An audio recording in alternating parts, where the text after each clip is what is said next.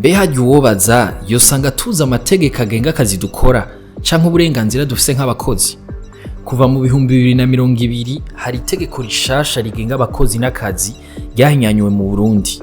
Ryatewe ku mukono n'umukuru w'igihugu kuwa 24 Munyonyo 2020.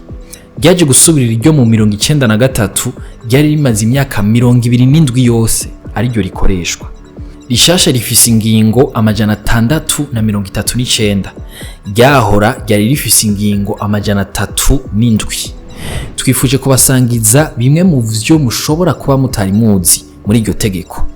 Niyo nkuru nyamukuru y'uno Musi. Mwiriwe, ni Davy, nizere ko meze neza. Bimwe muri bishasha biri muri iryo tegeko ni nk'ibi. Ushobora gutangura akazi mu Burundi ku myaka 16. Ishobora no kuba 15 mu gihe uwo mwana akoreshwa atiga mu ishuri shingiro, canke 14 mu gihe ako kazi agakora mu ntumbero yo kwiga. Muri ico gihe uwo mwana ategerezwa guhabwa akaruhuko inyuma y'imisi 2 y'akazi. Ikindi cazananye n'iryo tegeko rya 2020 nuko atamukozi ashobora guhabwa inshuro 2 amasezerano y'akazi y'igihe giharuye bita contrat à durée déterminée. Ku nshuro igira kabiri umukozi ategerezwa guca aronswa ico bita contrat à durée indéterminée. Amafaranga y'ihadabu arihishwa bakoresha bakoreye amakosa abakozi yavuye ku 2500 gushika ku 200,000 ashigwa kuva ku 500 gushika ku miliyoni 5 z'amafaranga y'amarundi. Ariko rero haragahaze muri iryo tegeko. Ntiriraba bakora akazi ko mu nzu n'abakora ubuzi butariho amakori bita secteur informel. Iryo tegeko rigena ko hashigwaho ayandi mategeko mperekeza agenga abakora akazi ko mu nzu no muri secteur informel. Ngutu tuntu twashimye kukubwira urekurirwa n'iryo tegeko ariko ushobora kubutazi. Umukozi wese ategerezwa kuronka akayaga kaba kaza bisanzwe canke agatangwa n'ivyuma. Biri mu ngingo y'amajana 342. Ku kazi utegerezwa kuronka aho uruhukira, ukaronswa kandi naho ushobora kwivuriza. Biri mu ngingo y'amajana 344. Akanyuma iyo tegeko mu ngingo yaryo y'amajana 345 rivuga ko umukozi wese ategerezwa kuronka icanywa ku kazi, aba amazi canke ikindi kinyobwa.